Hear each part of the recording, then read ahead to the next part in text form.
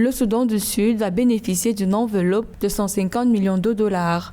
Les fonds octroyés par la Banque mondiale visent à renforcer la capacité des agriculteurs à améliorer la production alimentaire, à restaurer les moyens de subsistance et la sécurité alimentaire dans le pays. Une fois opérationnel, ce projet, selon la Banque mondiale, permettra d'assurer des revenus directs aux ménages les plus vulnérables pour leur permettre de produire plus de nourriture pour eux-mêmes et les marchés locaux, ainsi que d'utiliser des travaux publics à forte intensité de main-d'œuvre pour offrir des opportunités de revenus tout en favorisant la restauration des pâturages et des systèmes agricoles.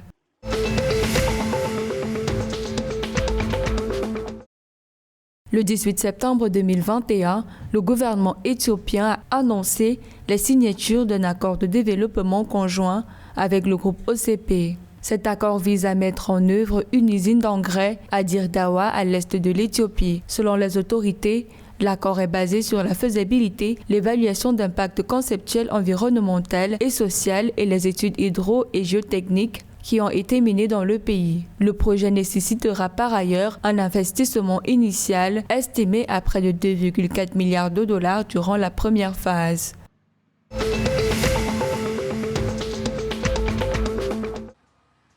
Le 18 septembre 2021, le Conseil de sécurité des Nations Unies a exprimé sa profonde inquiétude face à une querelle en spirale entre le président et le premier ministre somalien. Par ailleurs, les deux acteurs politiques ont été appelés par l'institution onusienne à une retenue et à tenir un dialogue.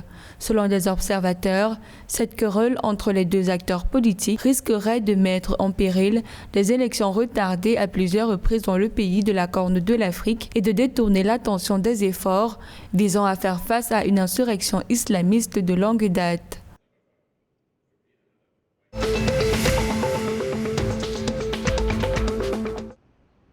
Le Soudan accepte l'offre de médiation de la Turquie pour résoudre les différends frontaliers avec l'Éthiopie. Cette annonce a été faite par la ministre soudanaise des Affaires étrangères Mariam Al-Sadiq Al-Mahdi, qui a également souligné que ce pays d'Afrique de l'Est souhaite voir s'améliorer ses relations avec la Turquie dans différents domaines, notamment sur les fronts politiques et économiques. Par ailleurs, selon les autorités, le Soudan a demandé au Conseil de sécurité de l'ONU d'abandonner les sanctions internationales concernant la situation dans la région occidentale du Darfour.